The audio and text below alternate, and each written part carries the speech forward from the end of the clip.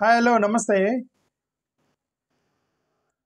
ఉప్పాల హారిక జిల్లా పరిషత్ చైర్పర్సన్ పబ్లిక్గా మీడియా ముందుకు వచ్చి ఏడ్చినటువంటి ఒక వీడియో నిన్నటి నుంచి సర్క్యులేట్ అవుతుంది, మీ అందరికీ తెలుసు. ఓకే, ఎందుకు ఒక మహిళ ఏడ్చింది, మీడియా ముందుకు వచ్చి కన్నీళ్ళు పెట్టుకొని ఒక మహిళ ఏడ్చింది, మీరు అందరూ చూశారు.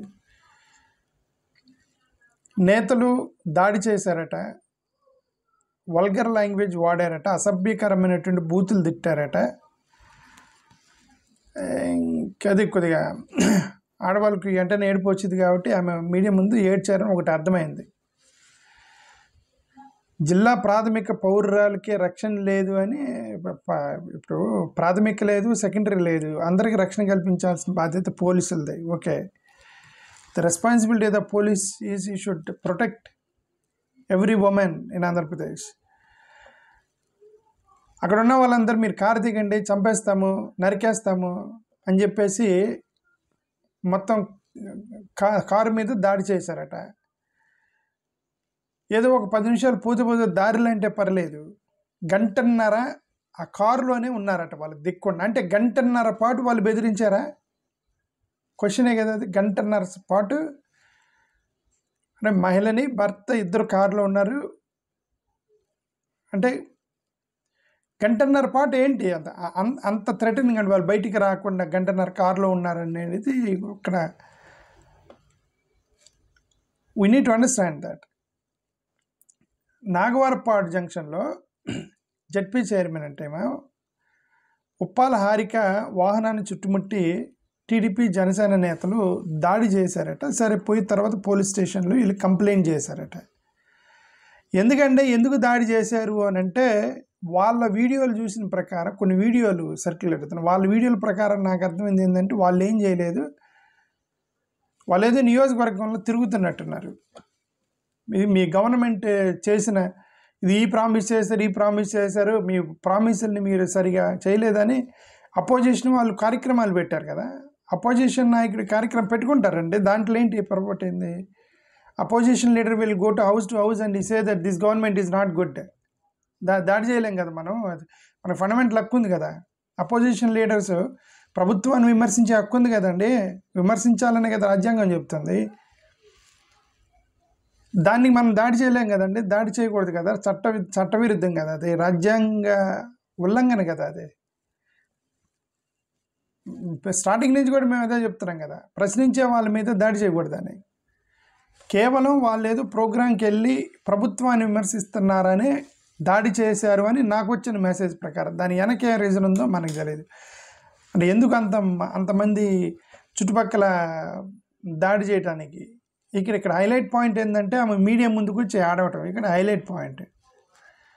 ఇప్పుడు ఈ మీడియా ముందు ఏడ్చిన తర్వాత మరి మహిళా సంఘాలు, మహిళా చైర్పర్సను, మహిళా సంఘాల అధ్యక్షురాలు, వీర మహిళలు వీళ్ళందరూ రావాలి కదా రోడ్డు మీదకి వచ్చి, మహిళ ఏడ్చింది అని చెప్పేసి సానుభూతి చెప్పి ప్రసంగాలు ఇవ్వాలి కదా. ఎందుకు ఇవ్వలేదంటే, వీళ్ళందరూ పీరియడ్లో వచ్చి పాఠాలు చెప్తారు. పీరియడ్లు అంటే మేము పాఠాలు చెప్పేటప్పుడు క్లాసులో నీతులు చెప్తాం. నాతో సహా ప్రతి పంతులు కూడా నీతులు చెప్తాడు, ఆ పీరియడ్లో చెప్తాడు. మా మాస్టర్ ఒక ఆయన ఉండేవాడు, ఆయన పీరియడ్లో వచ్చి, రే మీరు సిగరెట్ తాగకూడదు, మందు తాగకూడదు, మంచిగా ఉండాలి, అబద్ధం ఆడకూడదు అని చెప్పేసి పాఠం చెప్పేసి క్లాస్ అయిపోగానే వెనక్కి వెళ్ళి దమ్ము కొట్టేవాడు, సిగరెట్ కాల్చేవాడు. ఓకే, వెనక్కి వెళ్ళి, ఇదేంటి సార్ ఇప్పుడు దాకా నీతులు చెప్పావు కదంటే, అది నా క్లాసులో చెప్తా అంటారు పైన నా అవర్ అయిపోయిన తర్వాత నేను ఎందుకు చెప్తా?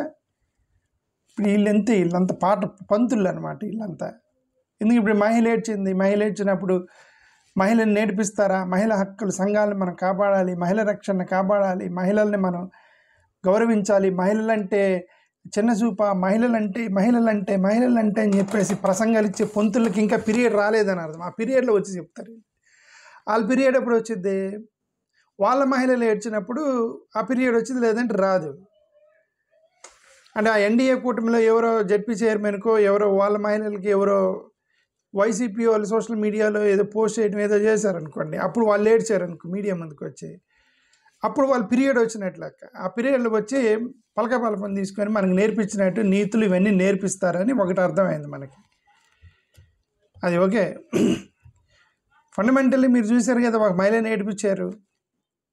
స్టార్టింగ్ నుంచి చంద్రబాబు నాయుడు గారు కూడా చెప్తుంది అదే కదా, మహిళల రక్షణ మా ప్రాధాన్యత, మహిళలకు మేము కాపాడటమే మా ఉద్దేశం, మహిళల జోలికి వస్తే ఖబర్దార్, నా అక్క చెల్లెమ్మల జోలికి వస్తే ఖబర్దార్ అన్నారు కదా.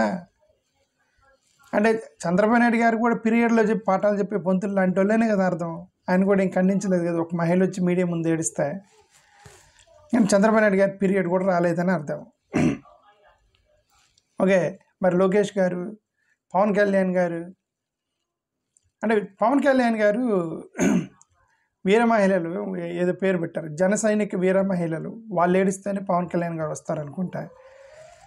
ఈమె వీర మహిళ కాదు కదా, వైసీపీ మహిళకి ఆయన ఎందుకు వస్తాడు? రాడు. సరే, నేనే అల్టిమేట్గా కొద్దిగా కామెడీగా చెప్పిన నిజమేంటంటే, మహిళలు నేర్పించే అంత రాజకీయం మనకి ఎందుకంటే, మహిళలు నేర్పించే అంత రాజకీయం ఎందుకు మనకి? అవసరం లేదు కదా. వాళ్ళు ఏదో ప్రతిపక్షంలో ఉన్న వాళ్ళు పోయి చెబుతూ ఉంటారు, ఇప్పుడున్న గవర్నమెంట్ వేస్ట్ అని చెప్పి చెబుతూ ఉంటారండి. అది వాళ్ళ బాధ్యత, ప్రతిపక్షం బాధ్యత. అది వాళ్ళు ఆ చెప్పడమే ప్రతిపక్షం యొక్క బాధ్యత. వాళ్ళు చెప్తూ ఉంటారు, మీ పని మీరు చూసుకోవాలి, గవర్నమెంట్ పని గవర్నమెంట్ చేయాలి.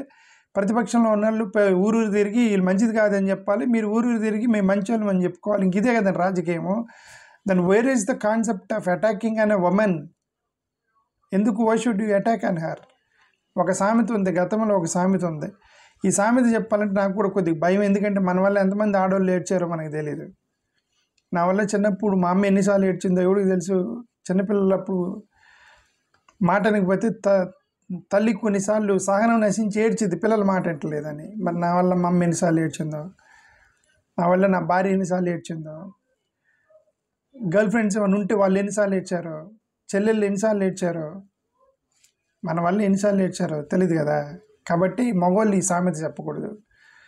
కానీ మీకు చెబుతున్నా, ఆడవాళ్ళ తరపు నుంచి చెబుతున్నా, ఇక్కడ ఏమనుంది, be very careful if a make a women cry because God counts her tears అని ఒక సామెత ఉంది. అంటే మహిళలతో జాగ్రత్తగా ఉండండి, మహిళల్ని కనుక మీరు ఏడిపించారంటే ఆమె కన్నీళ్ళని దేవుడు లెక్కిస్తాడు అని ఒక సామెత ఉంటుంది ఇంగ్లీష్లో.